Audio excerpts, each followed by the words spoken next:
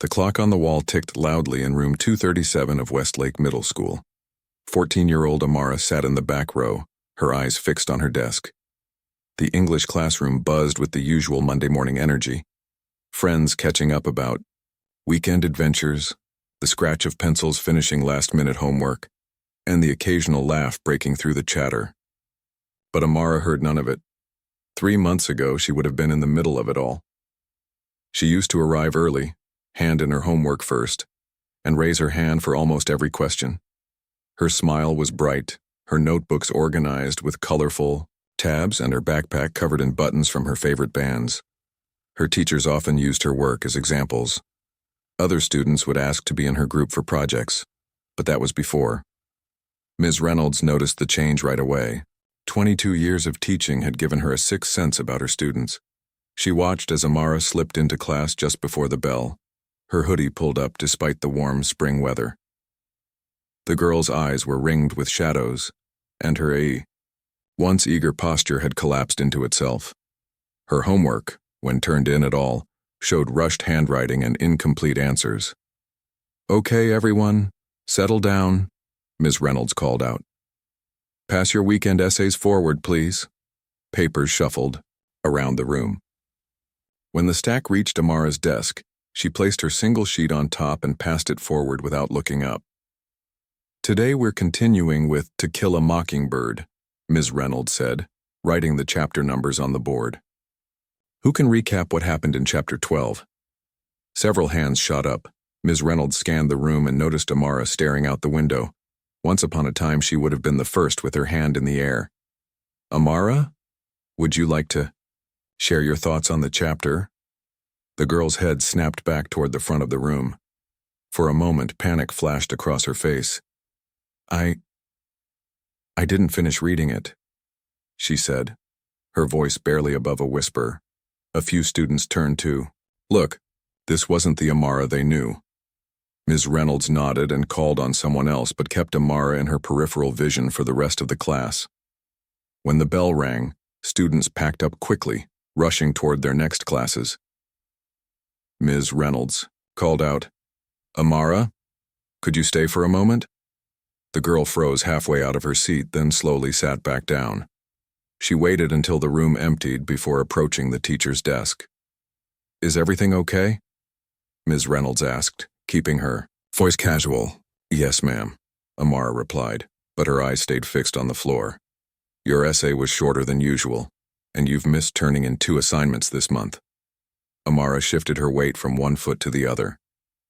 "I've been busy at home." "Understand busy," Ms. Reynolds said with a gentle smile. "But this isn't like you. Your midterm is coming up next week. I'd hate to see your grades slip when you've always done so well." "I'll do better," Amara mumbled. As she adjusted her backpack, her sleeve rode up just enough for Ms. Reynolds to spot a dark bruise circling her wrist. Amara quickly tugged the fabric down, but not before the teacher had seen it.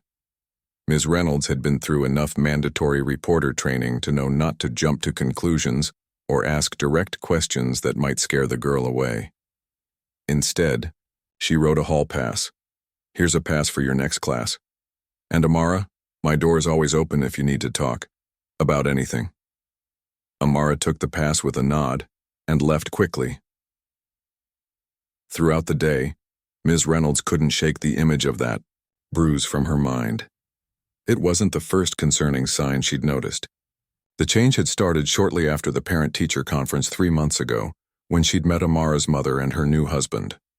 Something about the way he had gripped Amara's shoulder, the way the girl had gone completely silent in his presence, it had set off alarm bells. During lunch, Ms. Reynolds stopped by the front office and pulled Amara's file. There was a note that her mother had gotten married last December. The emergency contact information had been updated to include the new stepfather's phone number. His occupation was listed as security consultant.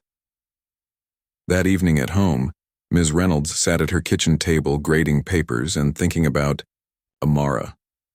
20 years ago, she might have dismissed her concerns, but now schools had clear protocols for suspected abuse. Still, she needed more than a feeling and one unexplained bruise before she could file a report. Her cat jumped onto the table, knocking over a stack of papers. As Ms. Reynolds gathered them up, she noticed Amara's attendance record. Perfect attendance. Last semester. 7 absences in the past 2 months, always on Mondays or Fridays. The next day, Ms. Reynolds paid closer attention. Amara wore another long-sleeved shirt despite the classroom being warm. During group work, she kept to herself.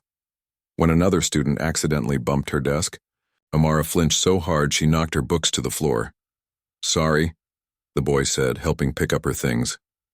Amara nodded without speaking and quickly reorganized her desk. At lunch, Ms. Reynolds found a reason to walk by the cafeteria. Amara sat alone at the end of a table, picking at a sandwich. The girl who had been her best friend since 6th grade was laughing with another group across the room. On Wednesday, Amara didn't come to school at all. Thursday, she was back, but she moved stiffly as if her body hurt. During class discussions, she kept her head down, her hair falling forward to hide her face. The physical education teacher stopped Ms. Reynolds in the hallway that afternoon. "Have you noticed anything off about Amara Johnson?" she asked in a low voice. Ms. Reynolds nodded, glancing around to make sure no students were in earshot. "Yes, for a while now. Why?" "She's been skipping PE for 3 weeks. Today she finally showed up, but she wouldn't change into gym clothes. Said she forgot them. When I offered her a loaner set, she nearly cried." Friday morning, Ms. Reynolds placed a weekly vocabulary quiz on each desk before students arrived. When Amara walked in, their eyes met briefly. For a second, Ms. Reynolds thought she saw something there. A plea, maybe. But then the girl looked away and took her seat. "Remember to use complete sentences for the bonus question," Ms. Reynolds reminded the class as they began their quizzes. She walked around the room, watching students work. When she passed Amara's desk, she noticed the girl was writing very slowly, her handwriting shakier than usual. There were eraser marks all over her paper. By the time students started turning in their quizzes, Ms. Reynolds had made a decision. On Monday, she would talk to the school counselor. Her gut was telling her something was wrong and she couldn't ignore it anymore. What she didn't know yet was that she wouldn't have to wait until Monday. That evening, as she graded the vocabulary quizzes at her dining room table, she would find something on Amara's paper that would change everything. The living room was quiet except for the soft purring of Ms. Reynolds' cat and the occasional turning of paper. A half-empty cup of tea sat cooling on the coffee table as she worked through the stack of quizzes. The Friday night ritual was familiar, grading papers while an old movie played quietly in the background. She was halfway through the stack when she reached Amara's quiz. The handwriting was messier than usual, some answers crossed out and rewritten. The vocabulary section was mostly correct, but the bonus question at the bottom was only partially answered. As Ms. Reynolds turned the page to check the back, something caught her eye. There, in the margin of the paper, written faintly, and then partially erased, were 3 words: "Help me, please." Ms. Reynolds sat up straight, her heart suddenly pounding. She held the paper closer to the lamp, studying the faint pencil marks. The message was small, as if written with great care to not be noticed by anyone standing nearby. It would have been easy to miss completely if she hadn't been looking closely. She set the quiz aside from the others and took a deep breath. This wasn't just a feeling anymore. This was a direct plea. Ms. Reynolds picked up her phone and scrolled through her contacts until she found the number for Beth Martinez, the school counselor. It was nearly 9 p.m. on a Friday, but this couldn't wait until Monday. The call went to voicemail. "Hi, Beth. It's Lisa Reynolds. I'm sorry to bother you on Friday night, but I have an urgent concern about a student that I think requires immediate attention. Could you please call me back tonight if possible? Thanks." She hung up and stared at Amara's quiz again, her mind racing through possibilities. What exactly was happening in that home? Was Amara in immediate danger? Should she call Child Protective Services directly, the police? Her training told her to follow protocol. Document everything, don't act alone. But her instincts as a teacher and as a human being were screaming that a child needed help now. Her phone rang 20 minutes later. "Lisa, it's Beth. What's going on?" "I'm sorry to bother you at home," Ms. Reynolds said, relief flooding her voice. "It's about Amara Johnson in my 3rd period English class. I've been noticing concerning changes in her behavior over the past few months, and today, I found something that really worried me. She described the message on the quiz, along with all the other signs she'd observed: the bruises, the flinching, the declining schoolwork, the absences. When did these changes start? Beth asked. After winter break, around the time her mother got remarried. There was a pause on the other end of the line. I remember Amara from last year when she was getting that poetry award. Bright kid, very confident. She was. Until recently. Do you have her quiz with you right now? Yes, it's right in front of me. I need you to take a clear photo of it and email it to me. Then I want you to put it in a sealed envelope and lock it in your desk at school. Don't let anyone else see it yet. Ms. Reynolds heard the rustling of papers on Beth's end of the line. I'm looking at her file now, Beth continued. No previous reports of concerns. Good attendance until recently. Lives with her mother and stepfather. Father passed away 3 years ago. What's our next step? Ms. Reynolds asked. I'll call the district's emergency contact for Child Protective Services tonight. They have an on-call social worker for situations like this. We'll need to follow the full protocol on Monday, but I want someone checking on her this weekend. Ms. Reynolds felt a weight lift slightly from her shoulders. The system was working as it should. Help was coming. Should I reach out to Amara directly? She asked. Not yet, Beth cautioned. We don't want to tip off anyone at home if there is abuse happening. The social worker will know how to approach this safely. After hanging up, Ms. Reynolds couldn't concentrate on the remaining quizzes. Instead, she pulled out her laptop and began typing up detailed notes of everything she'd observed over the past months. Dates, behaviors, conversations, anything that might help build a case to protect Amara. She thought about the parent-teacher night when she'd first met the stepfather. He had seemed charming enough when talking to other parents, but his smile never reached his eyes. And the way Amara had shrunk in his presence, becoming almost invisible, that should have been a bigger red flag.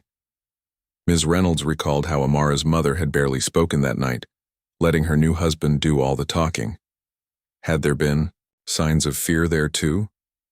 Was it possible both of them were being abused? The next morning, Saturday, Ms. Reynolds drove to the school early and placed Amara's quiz in a sealed envelope in her locked desk drawer, just as Beth had instructed.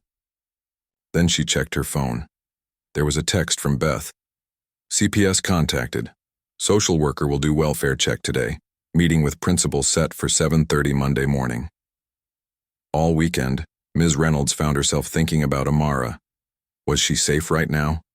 Had the social worker been able to see her? Had the welfare check made things worse? By Sunday night, she still hadn't heard any updates. She prepared Monday's lessons without really focusing on them, her mind elsewhere. She kept picturing Amara's face, trying to remember if there had been earlier signs she'd missed. Monday morning arrived with a gray sky and threat of rain. Ms. Reynolds arrived at school at 7:15, earlier than usual. Beth was already waiting outside the principal's office. Any news? Ms. Reynolds asked immediately. Beth's expression was grim. The social worker went by on Saturday afternoon. The stepfather answered the door and said Amara and her mother were out shopping. He seemed perfectly pleasant and invited her to come back later. When she returned that evening, no one answered the door at all. So they didn't even get to see her?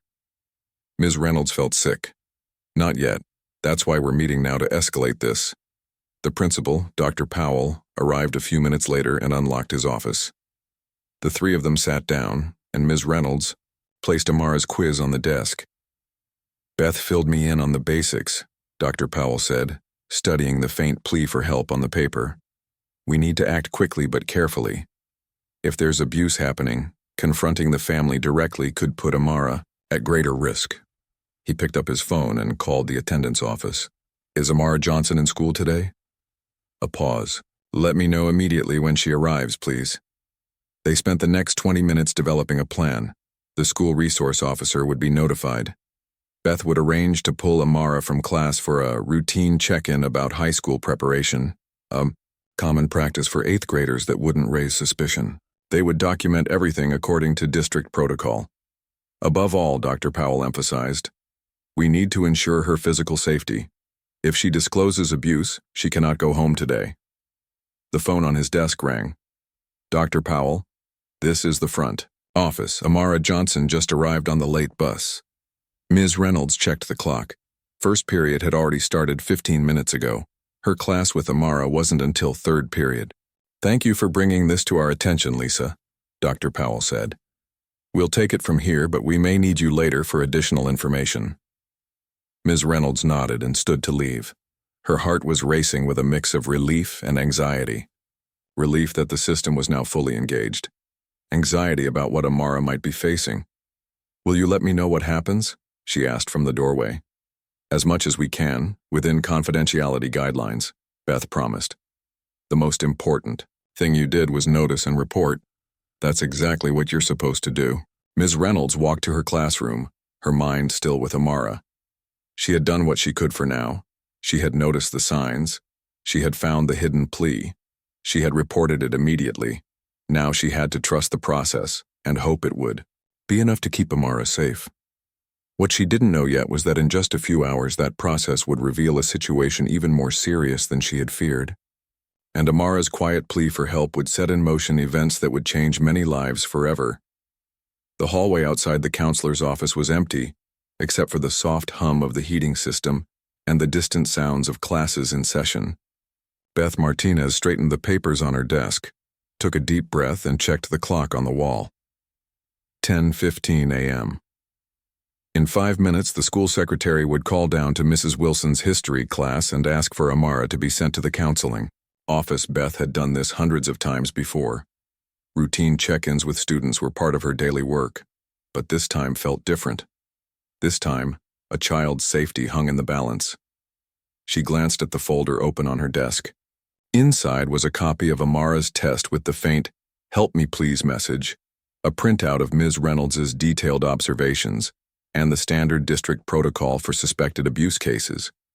Also in the folder was Amara's school photo from the beginning of the year, a smiling girl with bright eyes and colorful beads in her braided hair. Beth had placed it there as a reminder of who Amara had been before. Whatever was happening at home began to change her. The phone on her desk buzzed. Amara Johnson is on her way, the secretary's voice announced. Thank you, Beth replied, feeling her professional calm settle over her like a familiar coat. 3 minutes later, there was a soft knock at the door.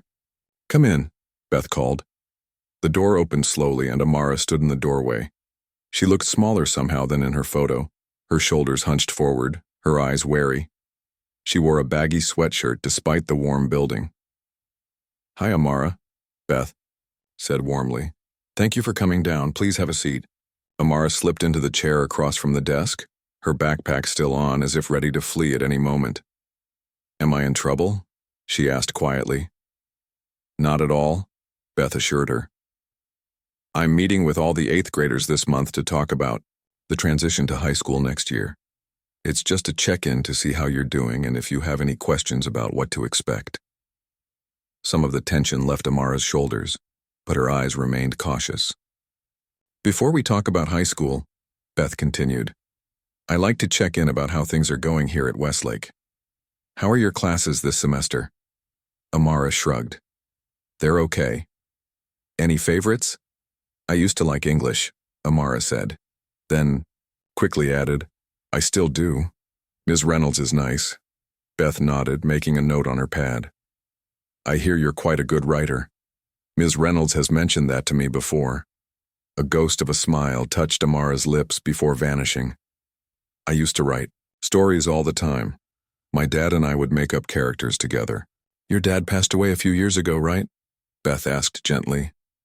Amara nodded, looking down at her hands. 3 years ago. Cancer. That must have been really hard for you and your mom. It was. Amara's voice was barely audible. Mom was sad. For a long time, that's why she says. She stopped abruptly. What does your mom say? Beth prompted. Amara shook her head. Nothing. Beth decided to shift directions. I notice you've missed some school recently. Have you been sick?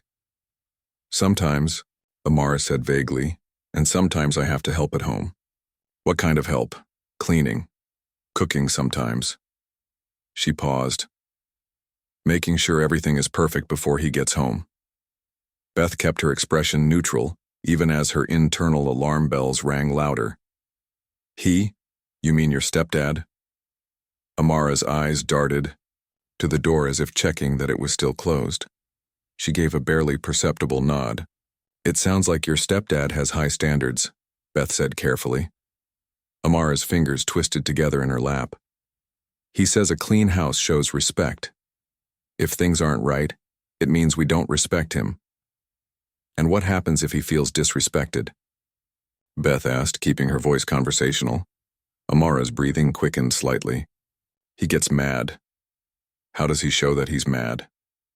He yells, breaks things sometimes. She swallowed hard. Other stuff. Beth leaned forward slightly. Amara, I want you to know that this is a safe place to talk. Nothing you say leaves this room, unless it's something that's putting you in danger. My job is to help keep students safe and healthy both at school and at home. Amara looked up, her eyes searching Beth's face as if trying to decide whether to trust her. Does your stepdad ever hurt you or your mom when he's mad? Beth asked directly. Tears welled in Amara's eyes. She opened her mouth to speak, then closed it again, shaking her head. Beth reached into her desk drawer and pulled out a bottle of water, offering it to Amara. Here, take a sip. It's okay to take your time. As Amara reached for the bottle, her sleeve rode up, revealing dark bruises circling her wrist, just as Ms. Reynolds had described. Beth noticed but didn't comment directly. That looks painful, she said instead, nodding toward Amara's wrist. Amara quickly pulled her sleeve down. I fell, she said automatically. I see, Beth said. Then, taking a calculated risk, she opened the folder and slid Amara's quiz across the desk. Amara, Ms. Reynolds noticed something on your quiz from Friday. Can you tell me about this? Amara stared at the paper, her face draining of color as she saw the "Help me please" message in the margin. Her hands began to tremble. I didn't think she'd see it, she whispered. He checks my papers when I get home. I thought I erased it enough. Why did you write it? Beth asked gently. The dam broke. Tears spilled down Amara's cheeks as words poured out in a rush. He hurts me. When Mom works night shifts. He says it's discipline, but it's not like normal punishment. He uses his belt, and last week he twisted my arm so hard I heard it pop.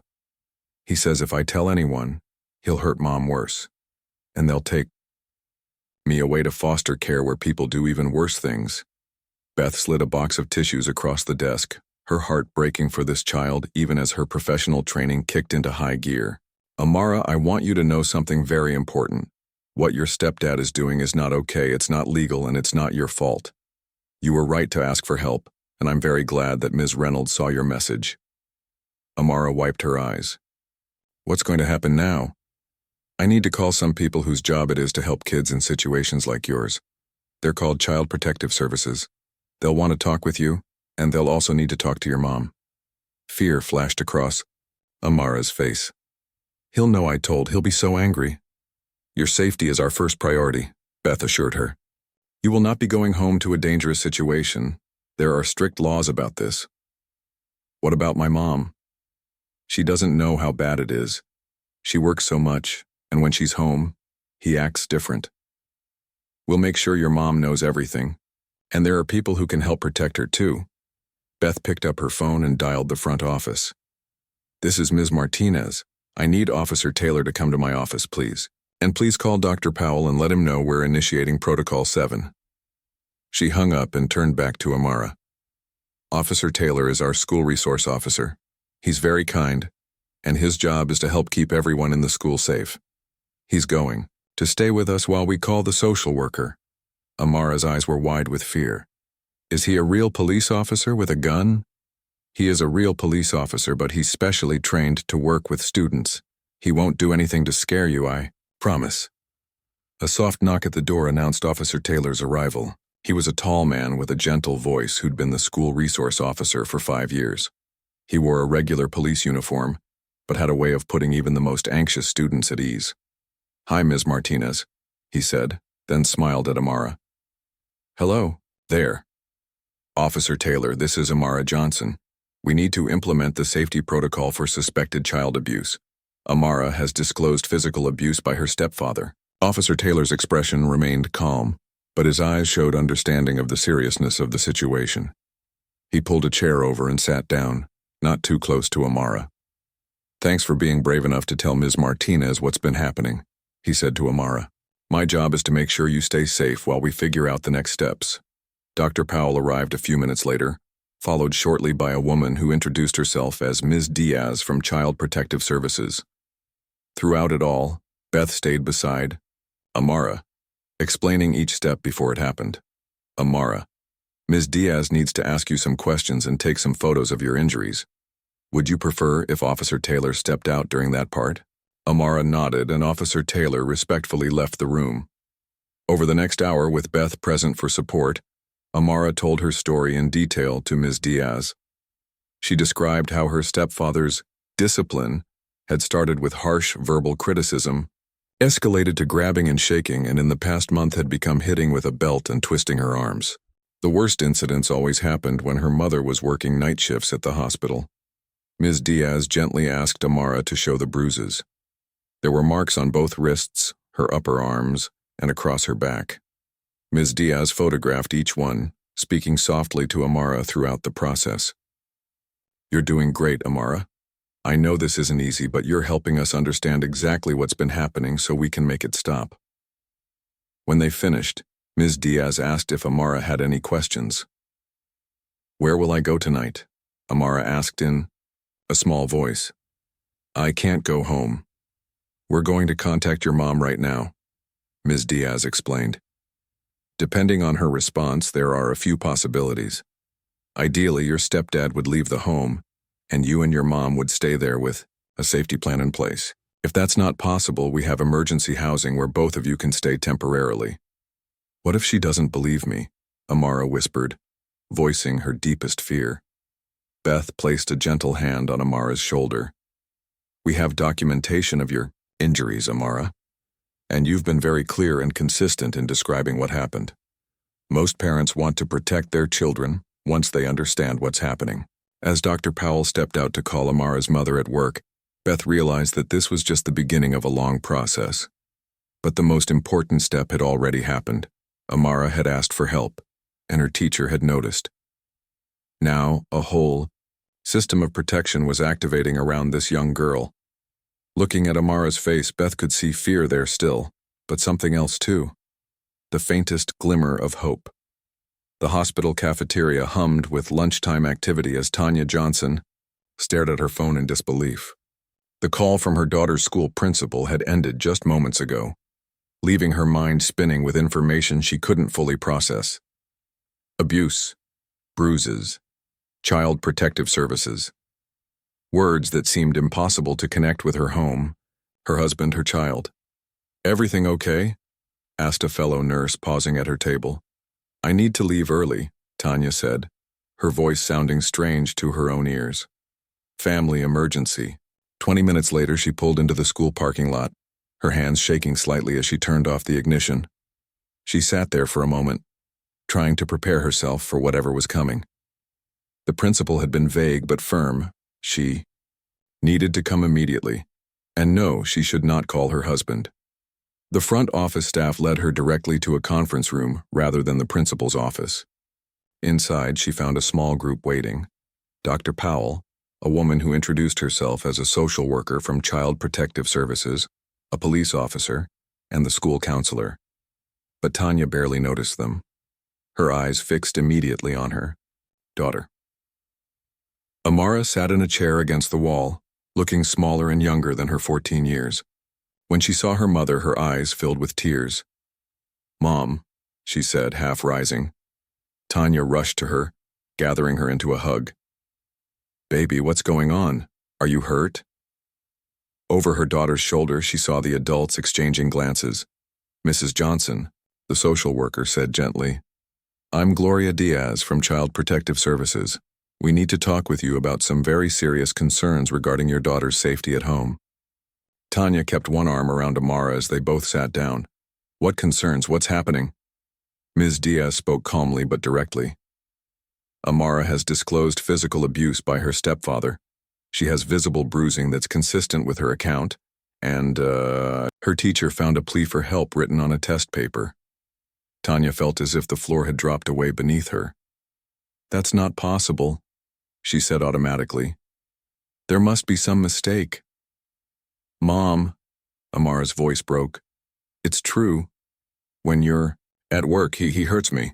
Show her, the counselor said softly to Amara. Slowly, reluctantly, Amara pushed up her sleeves, revealing the dark bruises circling both wrists. Then, even more hesitantly, she lifted the back of her shirt just enough to show the welts across her lower back. Tanya gasped, her hand flying to her mouth. Oh my God, she whispered. Amara, when did this happen?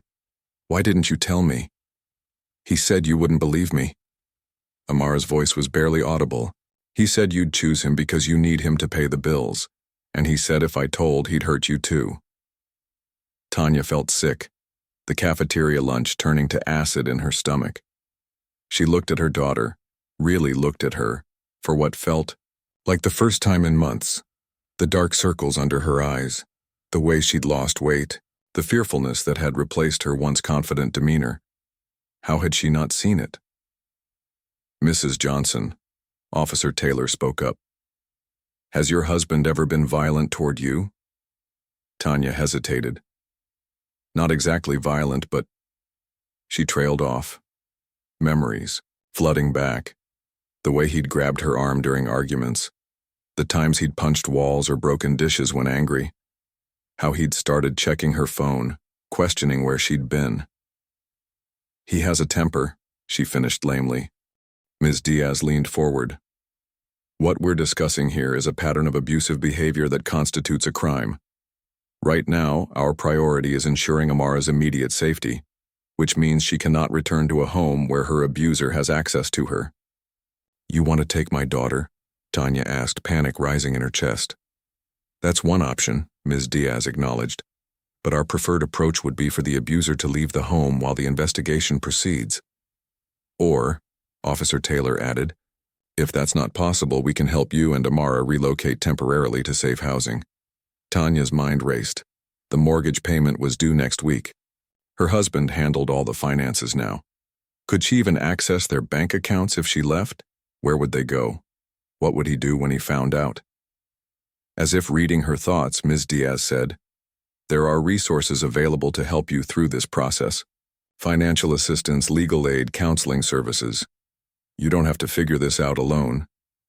Tanya looked at her daughter again, at the bruises on her wrists, and something hardened inside her. This was her child, her responsibility, and she had failed to protect her. What do I need to do? She asked, her voice stronger now. For the next hour, the adults discussed options while Amara rested on a cot in the nurse's office. Officer Taylor explained the process for obtaining an emergency protective order. Ms. Diaz outlined the investigation that would follow and the support services available. Dr. Powell assured Tanya that the school would work with Amara to help her catch up on missed assignments. By the end of the meeting, a plan had taken shape. Tanya and Amara would go directly to the courthouse for an emergency protective order, accompanied by Officer Taylor. Then, regardless of whether the order was granted, they would spend at least the next few nights in a confidential shelter for domestic violence survivors. Tanya would take family leave from the hospital, and Amara would continue attending school, with special transportation arrangements to protect her location. As they prepared to leave, Tanya asked for a moment alone with her daughter. The others stepped out, leaving mother and child facing each other in the quiet conference room. Amara, Tanya began, then stopped, overwhelmed by emotion. I am so sorry. I had no idea he was hurting you. He was always nice when you were around, Amara said softly. He made sure of it. That's what abusers do, Tanya said, the word feeling strange on her tongue. They isolate people. They create different versions of themselves for different people. She reached out, gently taking her daughter's hands in hers, careful to avoid the bruised wrists. I want you to know something important. I believe you. I choose you. And I will do whatever it takes to keep you safe, even if it means starting over with nothing. Tears spilled down Amara's cheeks. I was so scared you wouldn't believe me. Your mother, Tanya said fiercely. That man is nothing to me compared to you. Nothing. The courthouse was crowded when they arrived, but Officer Taylor helped them navigate the system. A victim advocate met them there, guiding them through the paperwork for the emergency protective order. Tanya provided her statement, and Amara bravely told her story again to the judge in a private chamber. By late afternoon, they had the order in hand, a legal document barring Tanya's husband from contacting either of them or coming within 500 feet of their home, Amara's school, or Tanya's workplace. What happens now? Tanya asked the victim advocate as they left the courthouse. Now we get you somewhere safe for the night, the woman replied. Tomorrow we'll work on a longer-term plan. They were escorted to a shelter in a different part of the city. The location was confidential, the building unmarked. Inside, they found private rooms for families, a shared kitchen, and staff available around the clock. Other women moved quietly through the space, some with children, all with stories not so different from their own. That evening, as Amara showered, Tanya sat on the edge of the twin bed in their room, staring at her phone. There were 12 missed calls from her husband and twice as many text messages, each one more demanding than the last. Where are you? Why aren't you answering? The school called me. What's going on? You better not be doing something stupid. I'm coming home now. You better be there. The last message had come 30 minutes ago. I'm at the house. Where the hell are you and Amara? Tanya turned off her phone and set it aside. The victim advocate had advised her not to respond to any messages. The protective order had been delivered by now. He would know why they were gone. A soft knock at the door made her jump. Mrs. Johnson? It was one of the shelter staff. There's a Ms. Reynolds here to see you. She says she's Amara's teacher. Tanya opened the door to find a woman in her 40s holding a tote bag. I hope it's okay that I came, Ms. Reynolds said. The social worker told me you were here and said you might need some essentials. I brought some clothes for Amara. Toiletries, notebooks, a few books she might like. Tanya felt tears well up again. You're the one who found her message. Ms. Reynolds nodded. I noticed something was wrong weeks ago, but I didn't have enough evidence to report it until I saw what she wrote on that test. Thank you, Tanya whispered. If you hadn't seen it, if you hadn't reported it. She couldn't finish the thought. I'm just glad she's safe now, Ms. Reynolds said, handing over the tote bag. And I want you both to know that you're not alone in this. The school is behind you 100%. After Ms. Reynolds left, Amara emerged from the shower, her hair wrapped in a towel. She looked younger without makeup, more like the child she still was. Was that Ms. Reynolds? She asked, having glimpsed the teacher from the bathroom. Tanya nodded. She brought you some clothes and books. She held up the tote bag. Amara sat beside her mother on the bed and peered into the bag. On top was a journal with a colorful cover and a pack of pens. She remembered, Amara said softly. Remembered what? I told her once that I liked to write stories. That was before everything. Tanya put her arm around her daughter's shoulders. Maybe you can start writing again. Amara leaned against her mother. I'm scared, Mom. What if he finds us? What if the judge doesn't believe us later? What if we have to go back? Listen to me, Tanya said firmly. We are not going back. Ever. I don't care if we have to start over with nothing. I don't care if I have to work 3 jobs. I will never let anyone hurt you again. As Amara drifted off to sleep that night, Tanya sat by the window of their small room, watching the city lights and thinking about the future. Tomorrow would bring more challenges. Meetings with lawyers, arrangements for collecting their belongings from the house, decisions about where they would live long term. But for tonight, her daughter was safe. For tonight, that was enough. Outside their room, the shelter was quiet, most residents already asleep. In rooms throughout the building, women and children like them were taking their first steps toward a new life. One without fear, without violence, without the constant dread of walking on eggshells in their own homes. It wouldn't be easy. Tanya knew that. But as she watched her daughter's peaceful, sleeping face, she made a silent promise. They would rebuild. They would heal. And someday, the bruises on Amara's body and soul would fade, replaced by the strength that comes from surviving, from being believed, from being protected. All because a teacher had noticed a plea for help on a test paper and had cared enough to act. 3 months felt both like yesterday and a lifetime ago. Amara stood in front of the bathroom mirror in their new apartment, carefully arranging her hair into a neat bun. The morning sunlight streamed through the small window, casting a warm glow around her. From the kitchen came the sounds of her mother making breakfast, the radio playing softly in the background. So much had changed since that day when Ms. Reynolds had found her desperate message on the test paper. The emergency protective order had become a permanent one after her stepfather violated it twice in the first month. He now faced criminal charges for child abuse and was awaiting trial. Amara had testified at the preliminary hearing, her voice shaking but determined as she told the judge exactly what had happened in those dark months. The apartment was smaller than their old house, just 2 bedrooms in a quiet complex across town. But it felt bigger somehow, filled with a lightness that their previous home had lacked. No one yelled here. No one checked to make sure the counters were spotless or flew into a rage over a dish left in the sink. No one made Amara's heart race with fear when she heard a key in the lock. "Amara, breakfast is ready," her mother called. "Coming."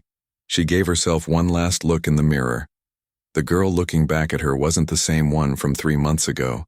That girl had been fading away a little more each day, disappearing into silence and fear. This girl stood taller. Her eyes were clearer. The shadows beneath them had vanished weeks ago. In the kitchen, her mother was setting plates on their small table. She looked different too. Younger somehow, despite the stress of the past months. She smiled more easily now, laughed more often. "Big day today," her mother said as Amara slid into her chair. Amara nodded, butterflies dancing in her stomach. "Yeah. Are you nervous about the presentation?" "A little," Amara admitted. "But Ms. Reynolds said my essay was one of the best she's ever read." "I'm not surprised," her mother said, squeezing her shoulder gently. "You've always been a gifted writer." After breakfast, they walked together to the bus stop. Amara's mother worked day shifts now at a different hospital, one closer to their new home. She'd cut ties with most of their old friends. Too many had taken his side, unable or unwilling to believe what had happened behind closed doors. But she'd found a support group for survivors of domestic violence, and slowly they were building a new community around themselves. The school bus arrived right on time. Before climbing aboard, Amara hugged her mother tightly. "Love you, Mom." "Love you too, baby. Knock 'em dead today." The familiar chaos of the middle school hallway greeted Amara as she made her way to her locker. Friends called out hellos. Teachers nodded as she passed. The stares and whispers that had followed her, in those first weeks after everything happened, had mostly faded now. Middle schoolers had short attention spans, thankfully, and new dramas had replaced hers in the school gossip cycle. Her first class was English with Ms. Reynolds. As always, there was a quote written on the board when students entered. Today it read, "Courage doesn't always roar. Sometimes courage is the quiet voice at the end of the day saying, 'I will try again tomorrow.'" Amara slipped into her usual seat near the front, a spot she'd reclaimed after weeks of hiding in the back row. Ms. Reynolds caught her eye and smiled warmly. "Good morning, everyone," the teacher said once the bell rang. "Before we get started with today's lesson, I want to remind you that tomorrow is our special assembly. The winners of the county-wide essay contest on courage in everyday life will be presenting their work." She didn't mention that Amara was one of those winners. She didn't have to. The class already knew. Several students turned to look at Amara with a mixture of admiration and curiosity. Not everyone knew the details of what had happened to her, but they knew enough to understand that her essay came from personal experience. The day passed quickly. Between classes, Amara met with the school counselor, Ms. Martinez, for their weekly check-in. "How are you feeling about tomorrow?" Ms. Martinez asked. "Nervous," Amara admitted. "But good nervous, you know? Like before a race or something." "That's normal," the counselor assured her. "Public speaking makes most people nervous, but remember, your story is powerful. It might help someone else who's going through something similar." "That's why I wanted to do it," Amara said. When it was happening, I felt so alone, like I was the only person in the world going through something like that. If I had known there were others, that there was help available, maybe I would have reached out sooner." Ms. Martinez nodded. "That's often the case with abuse. Isolation is a powerful tool that abusers use. Breaking that isolation, sharing stories like yours, that's how we help others find their way out." After school, Amara found her mother waiting in the parking lot instead of taking the bus home as usual. "Surprise!" her mother called, waving from beside their car.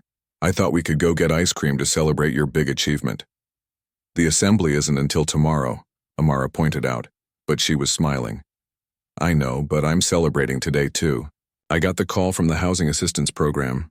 We've been approved for the rent subsidy. We can stay in our apartment for another year while we get back on our feet." Amara threw her arms around her mother. "That's amazing."